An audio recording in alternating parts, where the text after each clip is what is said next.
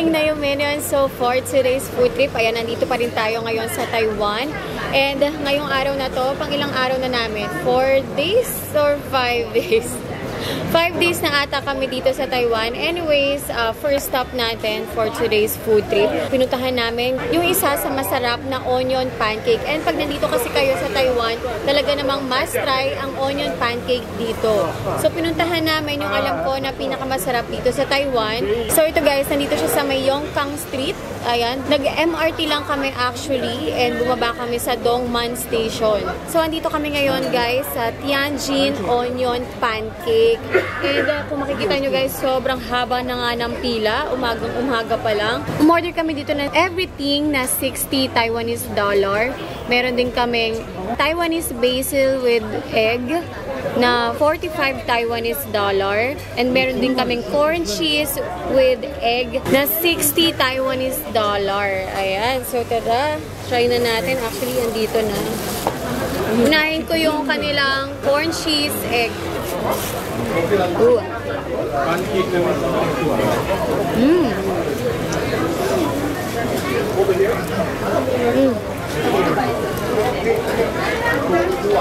Grabe. Yung texture ng pancake nila guys, parang ako kumakain ng roti actually. Kung familiar kayo sa roti, ganun siya. May pagka-sticky siya. Sticky and flaky.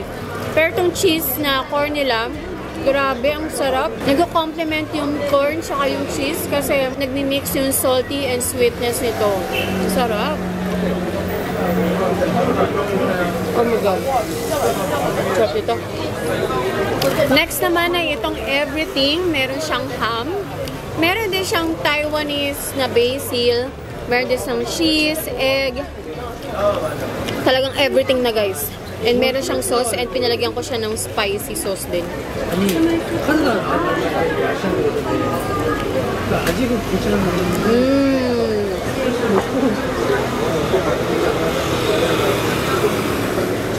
Grabe to.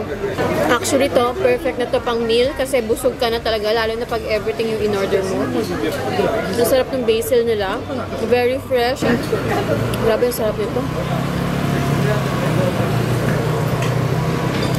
Must try talaga to pag nasa Taiwan ka. And last naman ay itong kanilang Taiwanese basil with egg.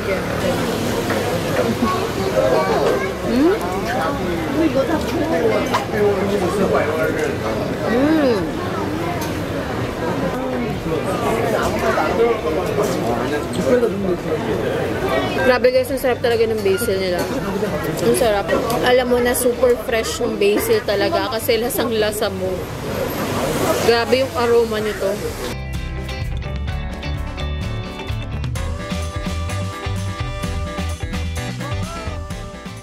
Okay guys, tapos na ako kumain ng onion pancake and across lang nitong Tianjin na onion pancake. Katapat naman niya talaga literal yung smoothie house. And alam ko itong smoothie house kasi sikat na rin siya dito sa Taiwan na mango shave ice. Ayan. And so, umorder ako ngayon ng napakalaking mango shave ice. Ito yung super mango snowflake ice with sorbet. Ayun. So, ito namang kalaking to guys, nasa 250 Taiwanese dollar siya. And meron din siyang kasamang pudding. So, tikman na natin ito. Loko. Try muna natin tong ice cream or sorbet. Oh, ang sarap. Kakaiba talaga yung mangga nila dito, no? Parang siyang ano, lasang star mango. Star mango, star apple. Yung pula na mangga, basta yun.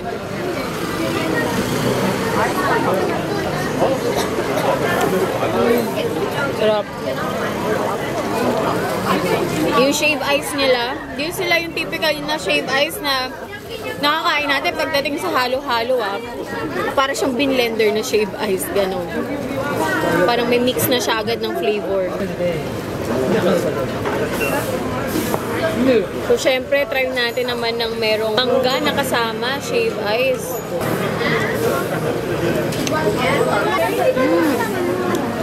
Ang sarap ng mangga. Oh my gosh. Try ko yung sorbet with ice and mango naman.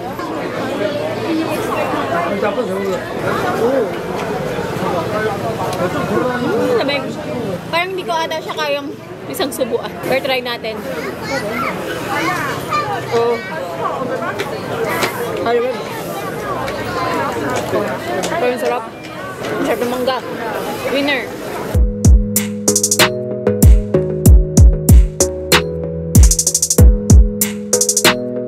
So, dito pa rin kami guys ngayon sa Yongkang Street. And dito, merong milk tea.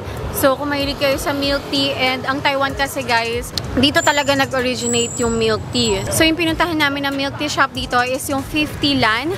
Kasi isa to sa pinakamatagal na milk tea shop dito sa Taiwan. Since 1994 pa tong milk tea na to. So, umorder kami ngayon dito ng Big Bubble Milk Tea na worth 45 Taiwanese dollar. And pag large na may in-order nyo, nasa 65 Taiwanese dollar ata. So, try na natin.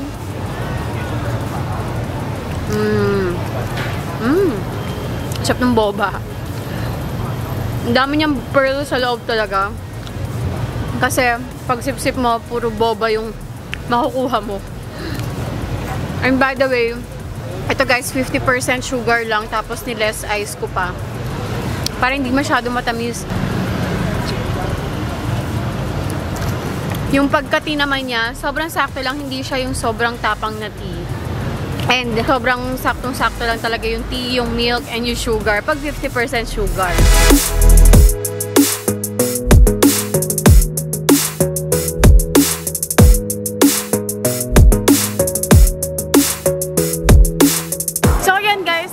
Nandito tayo sa Ximending ulit, Ximending Night Market. And pansin ko, ang daming tao and mas madaming bukas na stores at mga kainan pa. Hindi pa gabi, wala pang gabi 4 PM pa lang.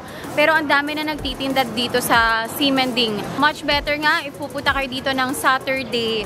Ayun, para mas madami kayong matry na food and mapuntahan ng mga stores. So ngayon, meron ako nakita ulit na scallion pancake kasi nga sikat din talaga yan dito sa Taiwan, kaya napabili din ako. And ito talaga yung nahanap ko na scallion pancake kasi yung scallion pancake niya, meron siyang nilalagay na floss. And ito talaga yung una ko natikman dito sa Taiwan dati nung pumunta ako. So ito guys, nasa 60 Taiwanese dollar ang isang ganito. Ayan, may floss siya and egg. So let's eat.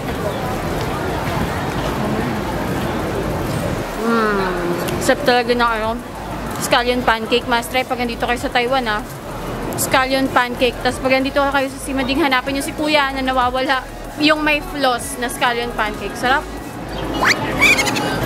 Nasa Ximending pa rin tayo guys. And dito, mayroon kaming nakita. Actually, magandang lugar to para mag-stay kayo dito sa Taiwan. Kasi pag dito kayo nakastay sa Ximending, grabe guys, sobrang busy nitong place na to. Dito sa Ximending Banda Night Market. Sobrang daming pagkain talaga, lalo na pagdating talaga ng Sabado. Anyways, meron kaming nakita na pinipilahan na tindahan. Na-curious lang kami kasi ang dami talagang taong nakapila dito sa store na to. Grabe. Kaya naman kami, syempre na-curious kami. Napapila na rin kami. At pagkakita namin, puro mga exotic pala. Pero meron siyang itlog, mga intestine, chicken intestine, at kung ano-ano pa, mga duck na parts. Basta exotic food siya. So, umorder kami ngayon dito ng egg, of course, and yung duck tongue, at meron din kaming pansit. And itong tatlong to were 235 Taiwanese dollar. Medyo may kamahalan siya. So, pag kinonvert mo siya, almost 500 pesos na tong tatlong to Medyo pricey talaga siya. Siguro yung mga Taiwanese, mahilig sila sa mga ganitong pagkain, mga exotic, yung mga lamang loob, etc. Pero, tara, tikman na natin. Unahin ko yung duck tongue. First time ko makakatry ng dila ng duck. Grabe, tingnan nyo naman yung dila niya, Oh my God! Malambot siya. Actually, at first, medyo weird lang kagatin. Medyo weird lang siya. Nasa weird side siya. Pero pag kinain mo, para lang namang jelly. Tapos, yung lasa niya, parang Taiwanese style adobo. May mga buto-buto siya. Pero okay naman, okay yung lasa niya, okay yung timpla nila dito. Actually, parang siyang chicken feet, yung texture. Parang ako kumakain ng chicken feet din. Ganon. Kasama pa yung dito ng duck, Kasama pa yung dito ng duck. Kinain ko. Isang itlog. For sure naman, lahat naman ng itlog masarap, no? Sambo.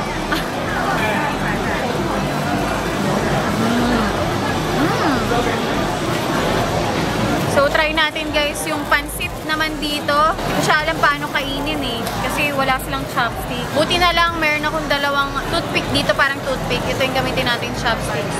Ayan. Noodle. Mukha kasi siyang masarap eh.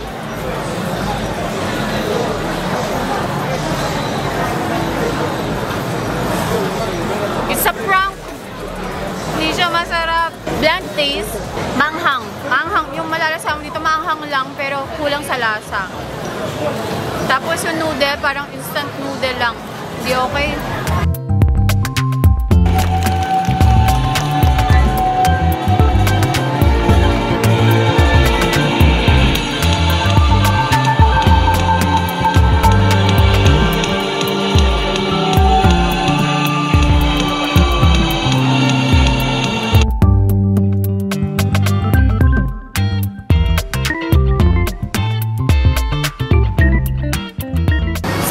Habang papuntang MRT kasi dapat alis na kami dito sa Ximending Night Market.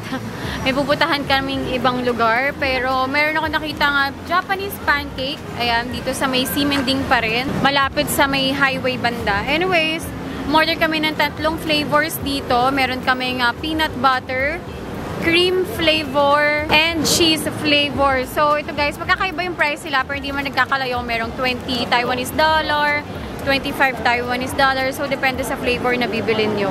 Anyways, try na natin yung mga flavors. So, first natin tatry yung kanilang peanut butter flavor na pancake. Ayan. Grabe sa feeling ng peanut butter talaga na to.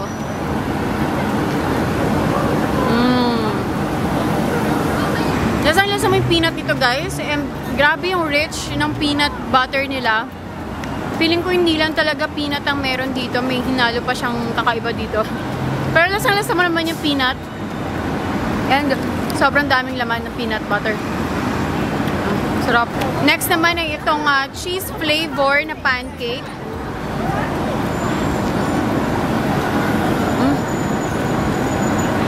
Honestly ako, cheese flavor pa lang nila. Okay na eh. Masarap na eh. Kasi hindi naman gan kaalat yung cheese nila, pero malasa. And medyo may pagka-bland din kasi yung pancake nila, so okay na okay. Next naman, last flavor is yung kanilang cream pancake.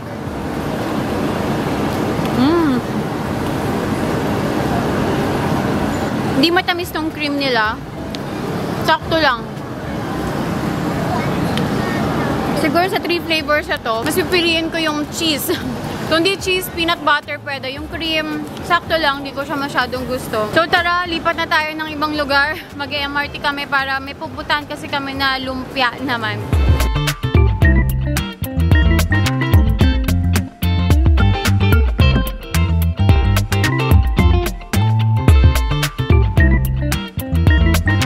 Next stop naman natin guys, andito naman tayo ngayon sa Nanjishang Night Market. Ayan, para matikman yung masarap na lumpia dito at Michelin star na lumpia dito sa Taiwan.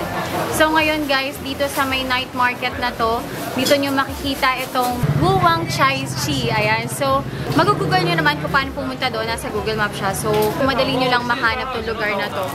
So order kami dito syempre ng lumpia nila. Isa lang naman ang pwede nyo orderin na lumpia dito. So yung lumpia nila, ang dami nilang nilalagay. Meron silang asado pork, merong cilantro, merong peanut, may toge, mixed vegetable, and meron pa sila nilalagay na nag-a-add ng crunchy texture sa lumpia. Hindi ko na alam kung ano yan.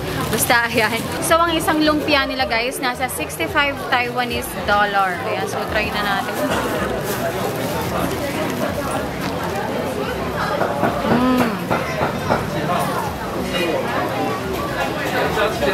So, lumipat ako, guys, ng likod kasi against the light daw. At ngayon lang talaga sinabi nung nagka-cameraman sa akin, no? So, ito guys, yung lumpia nila. May crunchy texture nga talaga kasi meron siya lang nilalagay. And by the way, yung wrapper nila, crepe. Crepe ang gamit nila, hindi yung pang Shanghai na wrapper. And meron din siyang tofu sa loob.